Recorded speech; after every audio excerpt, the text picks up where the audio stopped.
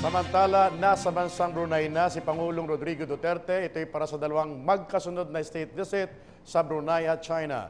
Bago po ito, nilinaw ng Pangulo na nananatili ang posisyon ng Pilipinas sa West Philippine Sea pero magiging maingat umano siya sa pagbubukas ng naturang usapin sa harap ng leader ng China. May report hinggil dito si Ria Fernandez.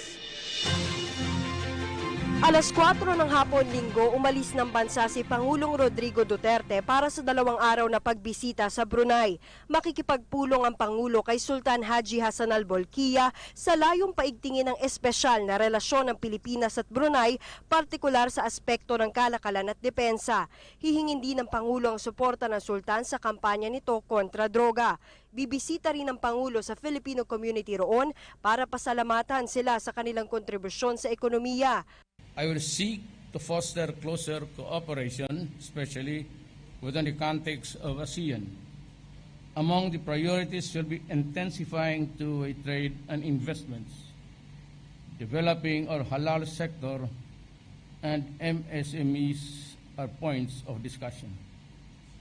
Along with the growth and development, I shall seek to further strengthen joint resolve at securing just and lasting peace in Mindanao. Brunei has always been a steadfast partner for peace.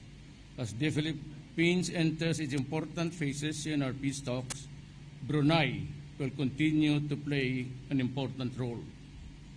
In the area of defense and security cooperation, I will seek collaborative undertakings in the sharing and expertise on maritime security as well as capacity building. I will seek closer collaboration and mutual support in our campaign against illegal drugs. Pagkatapos nito, dederecho ang Pangulo sa China sa October 18 para makipagkita naman kay Chinese President Xi Jinping. Ito anyang unang pagbisita ng Pangulo ng Pilipinas mula taong 2011. Gaya sa Brunei, pakay rin ng presidente na palakasin ang trade and investment relations ng Pilipinas at China. Maliban rito, sinabi rin ng Pangulo na bubuksan niya ang usapin sa West Philippine Sea pero anya magiging maingat siya sa pagtalakay rito. Many are wondering how I would deal with China on the matter of the China Sea or West Philippine Sea. We will stick to our claim. We do not bargain anything there. We continue to insist that it's ours and that the tribunal, international decision will be taken up, and but there will be no hard impositions. We will talk and we will maybe paraphrase everything in the judgment and set the limits of our territories.